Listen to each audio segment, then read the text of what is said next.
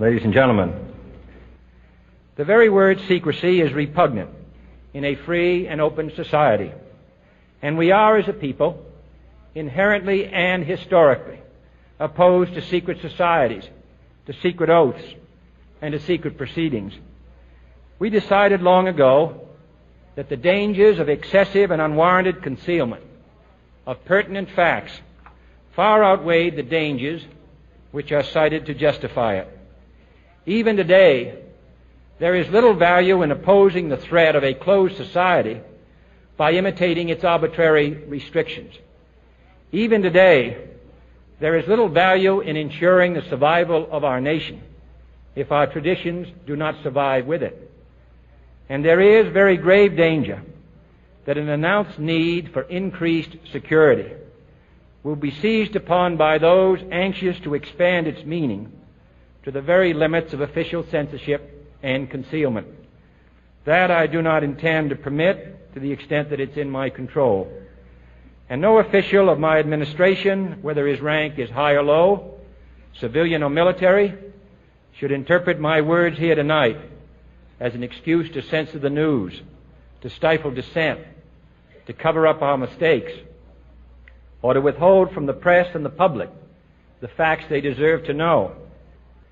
For we are opposed around the world by a monolithic and ruthless conspiracy that relies primarily on covert means for expanding its sphere of influence, on infiltration instead of invasion, on subversion instead of elections, on intimidation instead of free choice, on guerrillas by night instead of armies by day.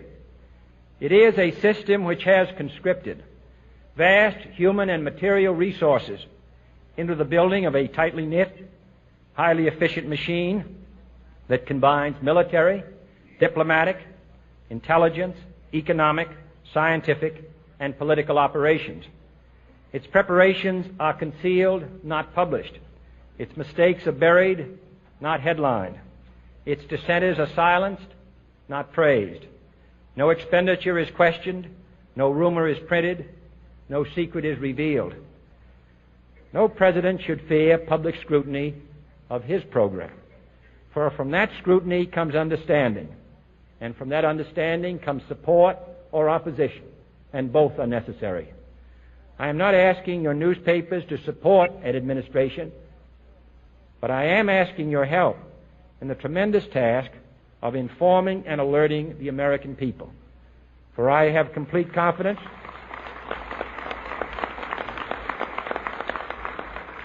in the response and dedication of our citizens whenever they are fully informed. I not only could not stifle controversy among your readers, I welcome it. This administration intends to be candid about its errors. For as a wise man once said, an error doesn't become a mistake until you refuse to correct it. We intend to accept full responsibility for our errors, and we expect you to point them out when we miss them. Without debate, without criticism, no administration and no country can succeed, and no republic can survive. That is why the Athenian lawmaker Solon decreed it a crime for any citizen to shrink from controversy.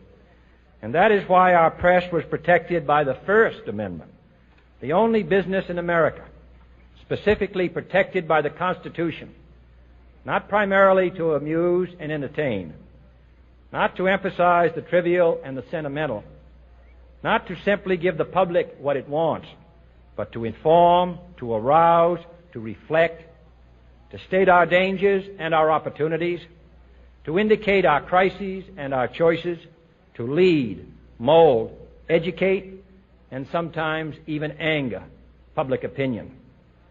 This means greater coverage and analysis of international news, for it is no longer far away and foreign, but close at hand and local. It means greater attention to improved understanding of the news, as well as improved transmission. And it means, finally, that government at all levels must meet its obligation to provide you with the fullest possible information outside the narrowest limits of national security. And so it is to the printing press, to the recorder of man's deeds, the keeper of his conscience, the courier of his news, that we look for strength and assistance, confident that with your help, man will be what he was born to be, free and independent.